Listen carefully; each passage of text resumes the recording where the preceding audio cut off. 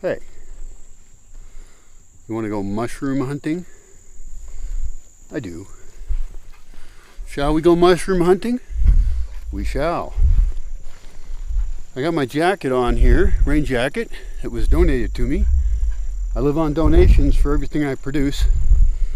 So this is really great because I lost my jacket years ago. And this time of year, you never know when very quickly a storm could come up and you could just get soaked. It doesn't just drizzle for a while. It just dumps like a cascade of water. And I've got my other camera here. It's a Nikon D5000. That's so if we find interesting mushrooms, we can get good pictures of them.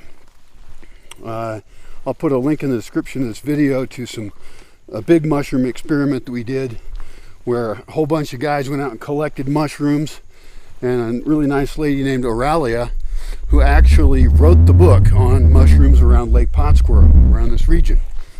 And so we collect all these mushrooms and put them on some tables, and then she came over and identified them.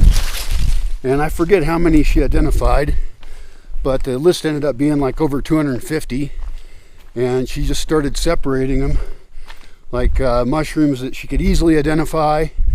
And then she had a big stack of books and she started looking the other ones up, and we found ones that are poisonous and ones that are edible, and of course the ones we don't know. And don't ask about magic mushrooms every time somebody brings up mushrooms. You know, those are neat, that's fine. I don't happen to have those here because the common ones around here are psilocybe cubensis. And those grow on like shit. Those grow on like cow shit and horse shit. So I don't see those around here. I was walking far away once and found some that I think were those, but I wasn't really good enough on identifying those to be certain. And of course, any mushrooms that we find, we don't want to eat them unless we have absolutely positive ID. I've got like 5 kinds here. Oh, here's one right up here. Look at this. I'm just right on this dirt road. It's a really rocky road, not ice cream, just a rocky road. And all in here, there's these little white, just within the rocks, there's these really cool, they look like coral. Yeah, but they're not the longer kind of coral, because I've got some coral mushrooms that grow up and they're longer, and I eat those generally. In this case, it doesn't look like it's edible. I forget what it said about this one. I'll shoot a picture of it and then I'll ID it later. So I got another mushroom growing here. This one's growing out of the side of this hill, again by the road, and it's pretty weird looking. My dog likes it. And I'm tempted to say that's the same mushroom, but the other one's whiter. This one has a little bit of a yellowish tint to it, and its shape is a little different. So, you know, a mushroom expert would probably say that those are different species or something.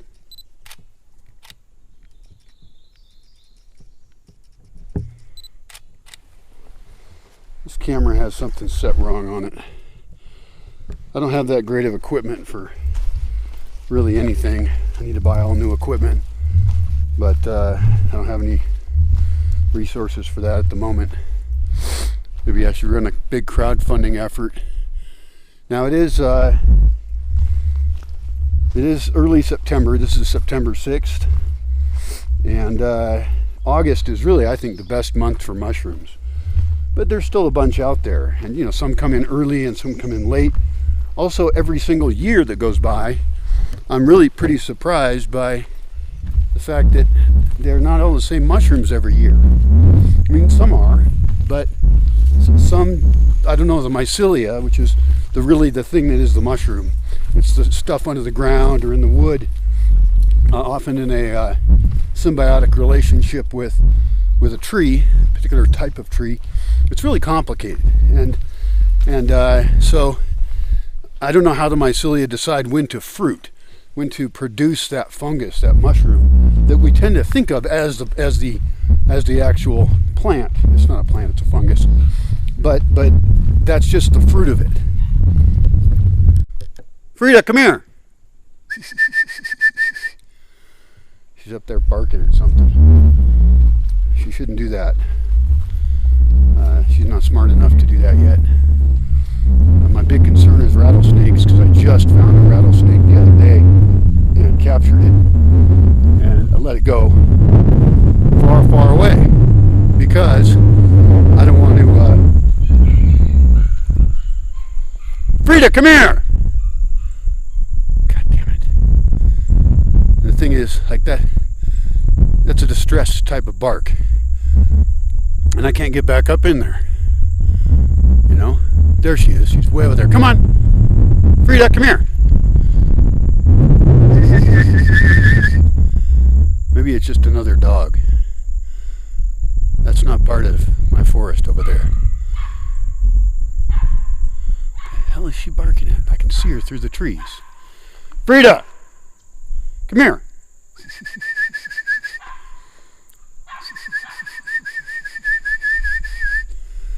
I also need to work with her on training. The thing is, she's always with me. She almost never goes away from me, but when we go walking, which she loves to do, I'm supposed to be watching out for mushrooms here. When we go walking, she runs off and looks for stuff. And the other dogs are older, so they've lost interest in most everything. Frida, I'm leaving ya. Let's go. One problem with mushroom hunting is that I used to have a big trail system, but because I haven't been taking care of it, it just grew over. And so, you know, ideally I'd have trails to get to just about everywhere in the forest. It's a big forest, and that would make mushroom hunting be great. Normally the rule is to stay on the trails because we don't want to compact the soil with our feet. But when it's mushroom season, it's okay to tromp around, and there she is, right there. It's her big buddies.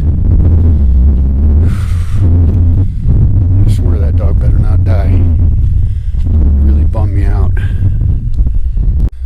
And because of how I do forestry, the trails grow over with a lot of underbrush. A long time ago, when I first moved here back in 2004, it was easy to walk around because it was mostly pine trees. And so by cutting some of the pine trees, I mean there's still plenty of them, but by cutting them in certain areas, I've caused the oaks to grow up more, and that's going to influence the mycology here, the mycelium, because also the madrones, there's way more madrones than there were before, although I don't think there's any mushroom I can figure out that has a relationship with the madrones that I know about. Might have to look that up. Anyway, so I'm changing the ecology of the place, but I'm doing it slowly in pockets. And that's also good because that means I'm not going to disrupt the mycelium. I don't want to do that. In fact, in places where I find a rare mushroom that I really like, I want to actually see if I can, around it, enhance that location. So, for example, we found king boletes here before. I think those are called porticini or something. They're very valuable. But it's so rare to find them that what I need to do is GPS whenever we find a location like that, and then make sure we protect that area, and possibly, I could leave like dead oaks around an area for something that likes to, I could use one infected oak to infect other oaks, just dead oaks and stuff. I even tried to infect a living stump, because when you cut an oak, it doesn't die. It usually sprouts out new branches and everything. But this one, I had been at this mushroom fair, and I bought spore plugs of, I think, matsutake, and I drilled holes, and I actually did a whole bunch of experiments. But we did some down in a moister place. I was trying to use I think we did shiitake as well. I was trying to mimic some Japanese methods of outdoor mushroom reproduction or mushroom production, and those didn't go well. I think it was a lack of attention. I have too many projects and not enough people. So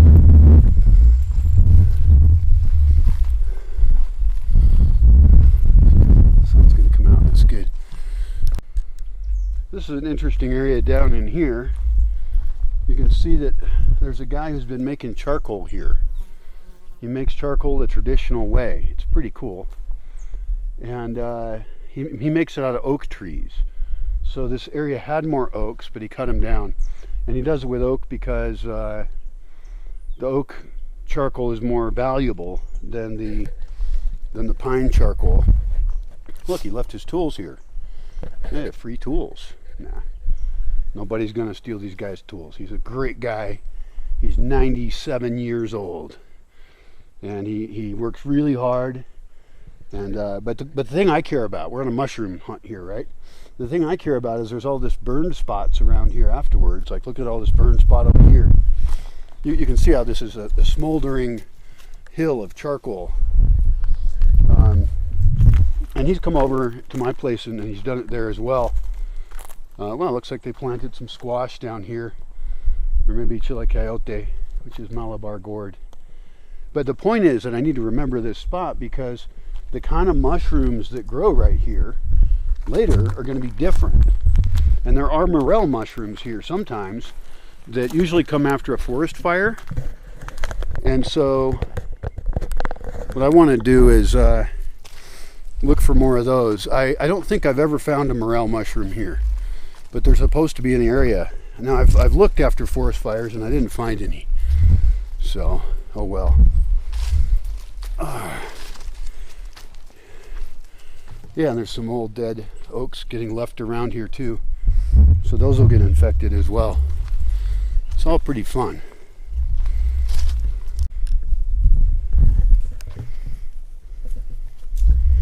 Mushroom hunting is actually a lot funner with more people. At least one other person. You got somebody to chat with. Another pair of eyes.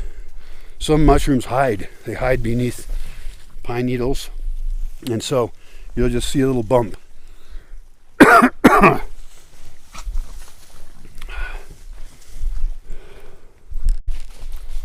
All in all, I think I have like 5 mushrooms that are my favorite ones to gather and eat because they're super easy to identify. It's very hard to make a mistake, and you definitely don't want to make any mistakes. Probably the more dangerous one would be the Amanita caesaria. I forgot the common name for it, but the problem is the Amanita family has some extremely dangerous mushrooms. There's one here, I think it's called the death cap or something. You know, if something's called a death cap, you probably don't want to be eating it. And I mean, there's tons of poisonous mushrooms. So one of the rules I have in the forest is to never eat anything out of the forest. Don't harvest anything of any kind, even if you know what it is. And that's because people will harvest stuff. Look at this cool looking tree over here. It's a weirdly shaped pine. Most pines are boring. Oh, I also have to ID this plant. This is a really cool plant that I want to get identification on. It's in the acacia family.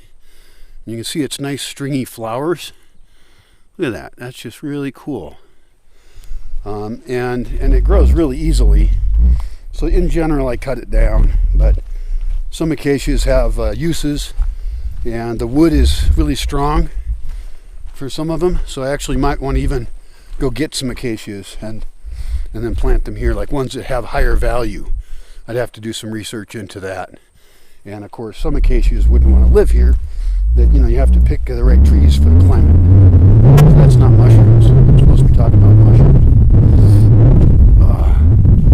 I don't know what we're really going to find today. I'm just going into town to get some beer, actually. So I get bored. And that's another reason I go mushroom hunting, is it's just an excuse to tromp around in the woods. It has the science aspect as well. Ideally, I would get a microscope, so I could, like a portable microscope, so I could check out the spores on a given mushroom. If you can get the spores like photographed, then you can identify them better. And I've even done spore prints where you put a spore in a place without any ventilation, like you put a bowl over it on a piece of paper, and then the spores fall onto the paper. And you could do it on black paper, white paper, stuff like that, because the spores are different colors. You can also, what I did with one mushroom that we found years ago, it was growing on a yucca tree, a dead yucca, which I planted also here. I planted a bunch of yucca trees. They take a long time, but that's fine. And that was one of the mushrooms that Aurelia was not able to identify. It's a fuzzy yellow mushroom. So I was really interested in it. And she told me if I find a mushroom that hasn't been known before, and if I'm the first person to identify it or find it and get that verified by somebody smarter than me, then I get to name the mushroom, which sounds really great. And I wouldn't name it after myself. I think that's really dumb. I would name it, oh wow. Down in there, across this little gully, there's a big coral mushroom, slightly yellowish. Maybe it's because of its age, but some of them are slightly yellowish. And it's hard to ID sometimes exactly what they are, and I'm not even going to walk over there. Walking over there would be too hard. Not worth it. And but most of those are edible. And so I have eaten those, even though I haven't been able to identify sometimes exactly which coral mushroom it is. But every coral mushroom in the book is edible. I don't bother though. There are edible mushrooms here, like Rucillas, for example. And in one book I read, I think it said better to kick them than pick them.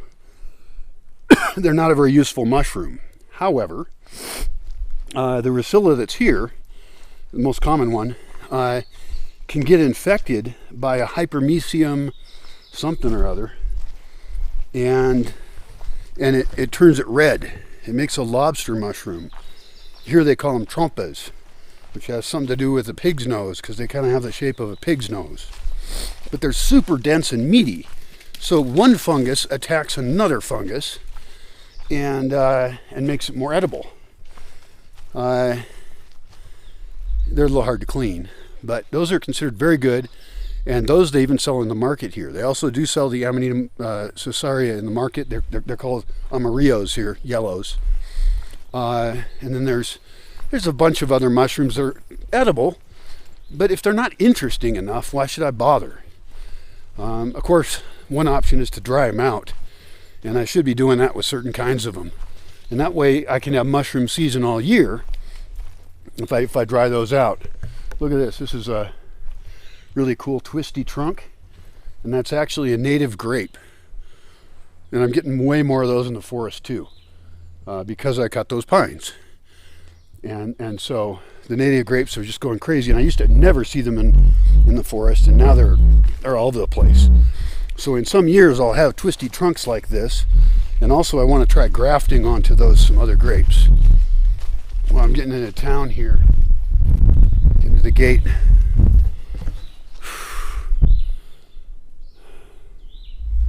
Yeah, I really think August is a better month. I should have a mushroom fest once a year where I have people stay for a week or so and we just hunt for mushrooms.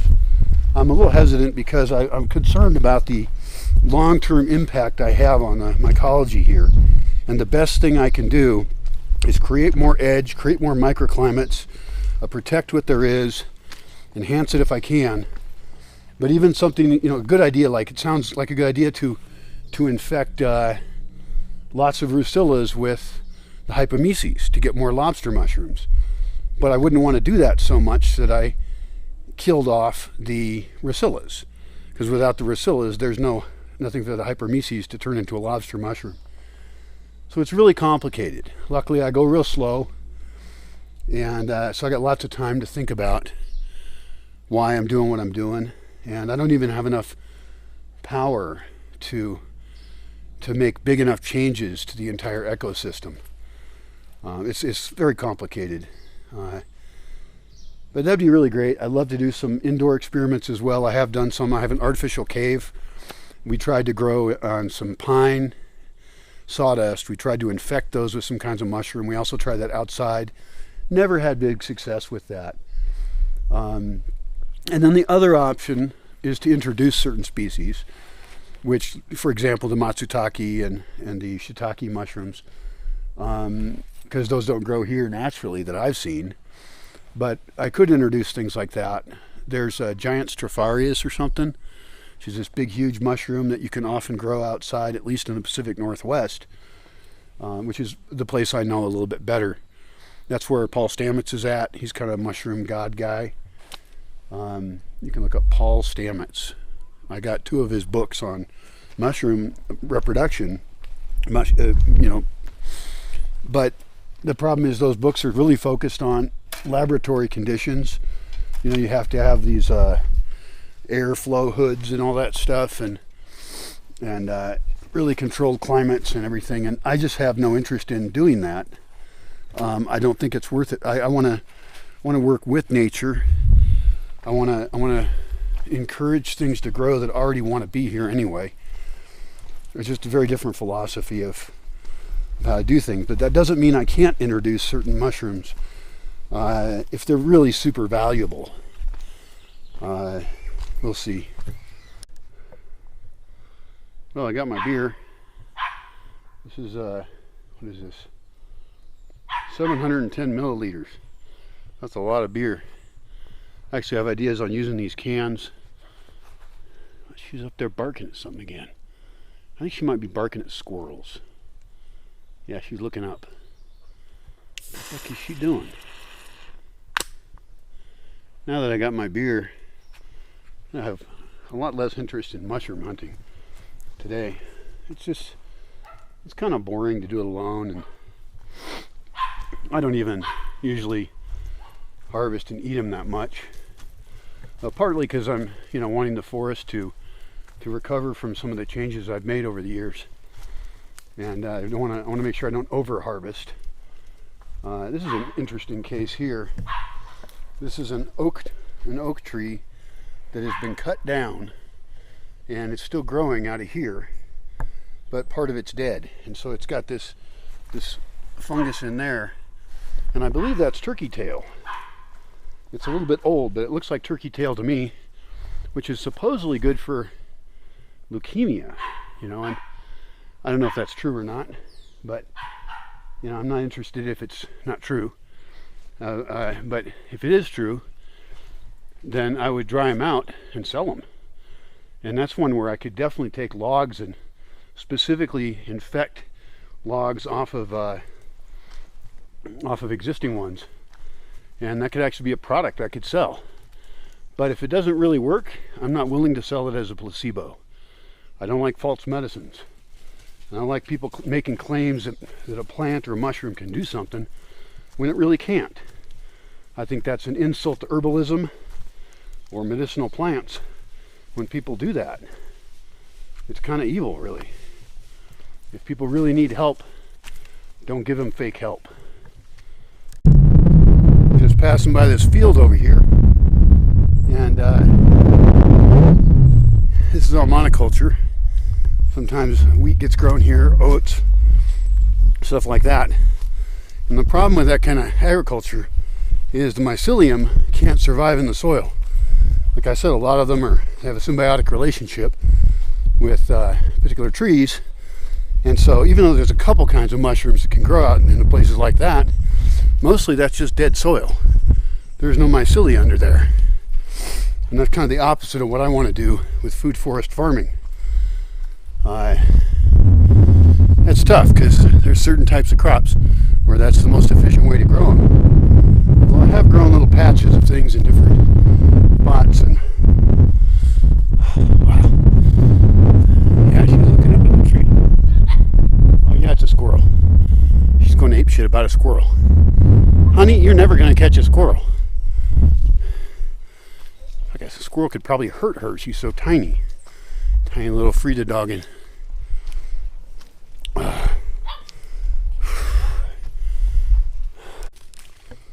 Here by the side of the trail I find this little guy. This is called I think it's called a Clitocybe something or other. And I believe these are edible as well, but probably not worth it.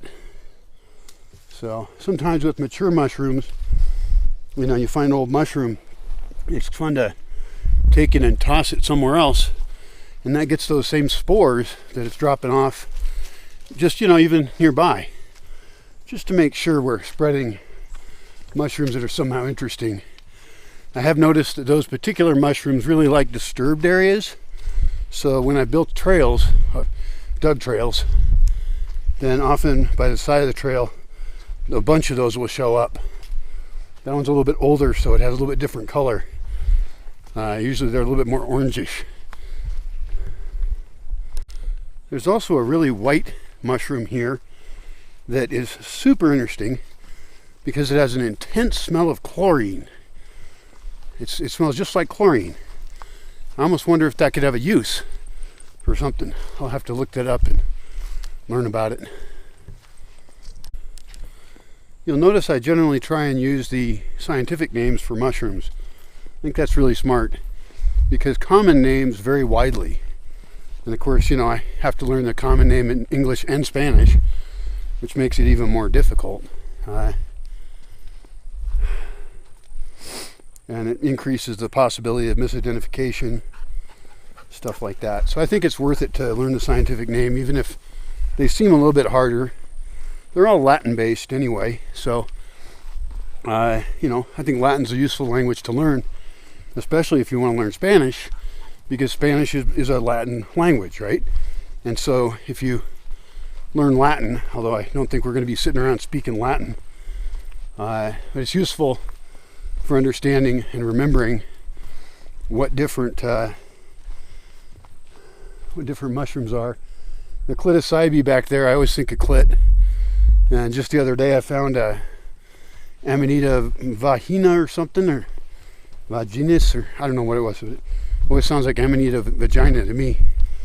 So those are a little bit easier to remember.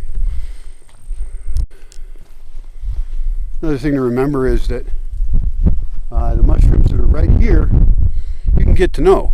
It helps really with identifying them. So I really should make a little book or a web page, or a little booklet with color photos would be nice, of the most common, easy to identify mushrooms, like Oreja de Raton. I don't know the scientific name of that. Those are here, and those are edible, but again, not super interesting. They're kind of rubbery. But the other day I found a black one of that. It's a variant on that same kind of mushroom.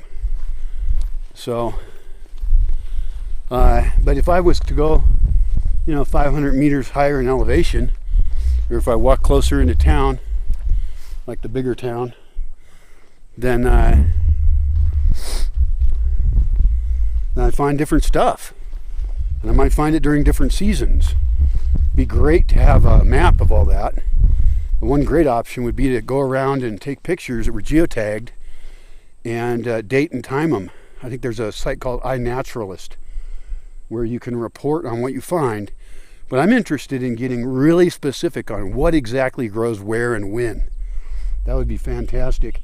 And I want to use augmented reality to do that, where I can make a virtual map of a place using drones and video and stuff, really detailed. And then as you walk around, we could actually have overlays of saying, you know, this area is protected because it's the only place with this kind of coral mushroom or something. That would be just, you know, way advanced, super stellar. And you could then over years keep scanning areas and have a much greater understanding of what's out there in the natural world, so that we can make sure we have a very positive impact on it. I mean, you figure that ancient peoples, you know, living in the same spot or being nomads in the same area, they had generations to learn about those things, and they probably tried eating some stuff and found out it wasn't very good the hard way. But with the augmented reality, we could have that kind of an understanding, because, you know, they weren't very distracted. There wasn't movies to watch and traveling to do, although, you know, they were nomadic, some of them, but there was less distractions. And so the kind of science that what we would call primitive people were able to do, the kind of understanding that they could develop, is far higher than we can develop ourselves unless we're paying a lot of attention. Now you'll notice in here, I've left a lot of dead branches around, and trees fall over or die from pine beetle plague, although we usually cut those down. But I like that there's more dead matter. When I first moved here, there was a guy who was getting paid to clean the forest. And, that's the term used, limpiar el bosque. And so they would make piles of waste matter from the forest and burn it, which is okay. I mean, forest fires are part of the system, and when we burn stuff, it's mimicking that. But I love that there's so much piles like of dead branches around here, because that also provides more habitat. Like there's some kind of grouse that live here. You hardly ever see them, but there's grouse that live under those places, and whether it's my dogs or coyotes or whatever, I want there to be habitat for a lot of types of wildlife, and ultimately that's going to help out with the mushrooms as well, the fungus. Well, I'm tired of talking, and my rain jacket, I feel a little bit sweaty under it. But that's got to be the worst mushroom hunting trip you can imagine. It's boring. Oh well. I got a lot of philosophies on mushrooms and stuff. I need to write them up. I want to write up my thoughts so that I can encourage people to practice food forest farming in ways that include the mushrooms that are so much part of the system. Because without mushrooms, everything would be filled with dead wood and stuff. But the mushrooms are kind of like carry-on in a way, Like it's good that there's vultures that eat dead things. We want there to be stuff that cleans up for us. And mushrooms do a lot of cleaning up. They even supposedly can process contaminated soils. I don't have contaminated soils here, but there's uses we're finding out for mushrooms where if we can live in symbiosis with them, they may be able to help us clean up after our own messes. And science, of course, is advancing greatly on that. I would advise against doing genetically modified mushrooms. I realize that sounds really cool, but I just feel like there's too much chances for messing up. I'm not talking about genetic selection. That's very different. I'm talking about going in and editing of the DNA of an organism, and I consider that to be extremely dangerous. And it is absolutely certain that we will mess up, and we could even mess up in a way that kills off all life on the planet. There have been a few mistakes already, near misses. So we got to be very careful. Again, got even heard a famous science guy, talking about genetic engineering and stuff, and he conflated what we've done for centuries and thousands of years of selectively encouraging some plants over others, or fungi, and he conflated that with genetic engineering to try and say that genetic engineering is actually safe, and it is absolutely not. We could really screw up the whole planet. That's probably why the Fermi paradox exists. I suspect any civilization as advanced as ours, and what we're continuing to become, will kill itself. It's unavoidable. So I don't know how much longer we'll survive. The smarter we are, the harder we fall. Yeah. Well, okay, I gotta wrap it up. I'm sick of talking. And I'm not gonna tromp around in the woods. I mean, if I was really looking for mushrooms, I'd want to tromp up this whole hillside and all that. And my legs are still a little bit weak. I need to get tougher. And also I need some mushroom geek friends. Mushroom geeks are very fun. Very odd thing to specialize in. Anyway, good luck on your own mushroom hunting. Go with an expert. Don't get adventurous. Don't eat anything you don't know what it is. Every year there's somebody that dies. They take their family out, or they die, or they get sick, because some mushrooms can really hurt you.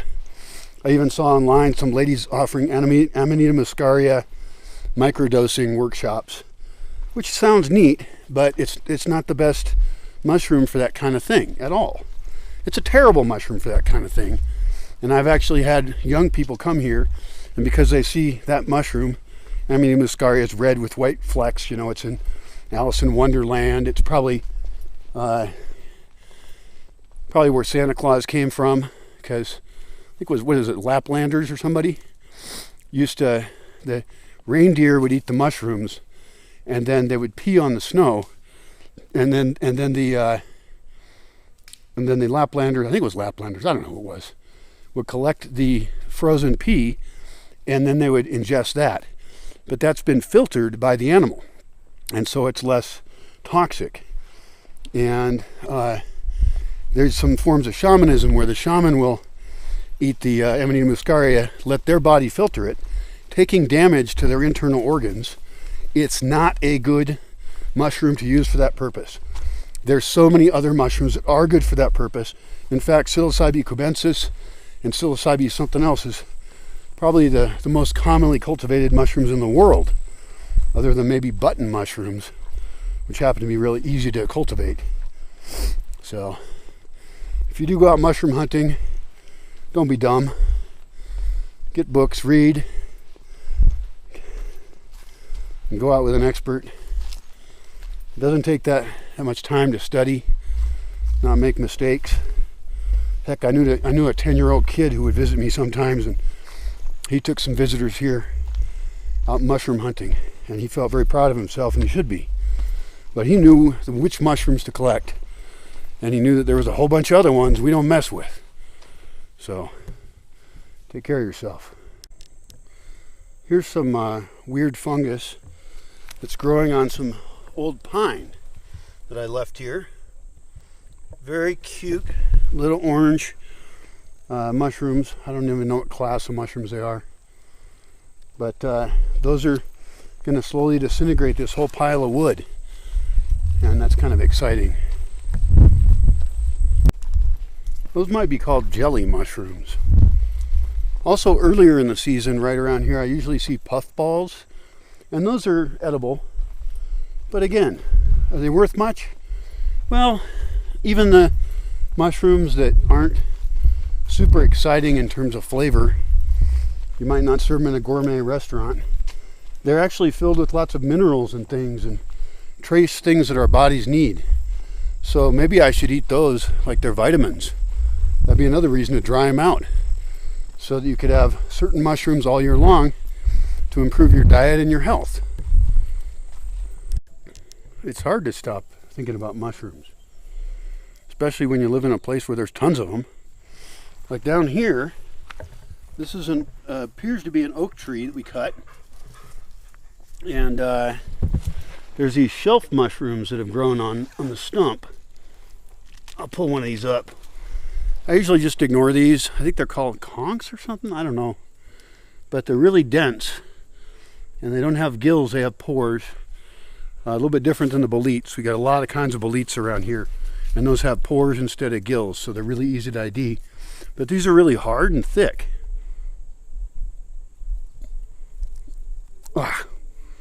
Yeah. That tastes terrible. Oh, don't do that, by the way. I'm invincible and insane, so I do a lot of weird shit. But also, most mushrooms need to be cooked. Look at that. It's turning black right there where I damaged it. But these are growing on this stump here, and we cut down an oak right here because I had to get internet to over there. I don't worry about cutting down oaks because in 95% of the cases they just grow back. All these oaks in here, we actually cut them at a higher level, which is called pollarding. Coppicing and pollarding are both ways you can cut something and have it grow back, and then you get smaller branches or a different effect. In this case, I did it for line of sight to extend my internet, but in other cases I might want to do it to thicken the lower branches and make it easier to climb it. I might want low shade.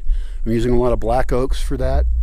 And so the process of doing forestry, we're taking into account how to do that in a way that actually results in more mushrooms. Also around here, even though most of the oak I gave to my neighbor, but I left some in here, just laying around. And you can see fungus is already growing on this one here. And this wasn't even cut that long ago. And so these are going to start sprouting out mushrooms again and again. All right, that's it. I got to get back to work on my computer. I got so much work to do. And yeah, okay, that's it. No more mushrooms. Don't look at mushrooms. Don't look.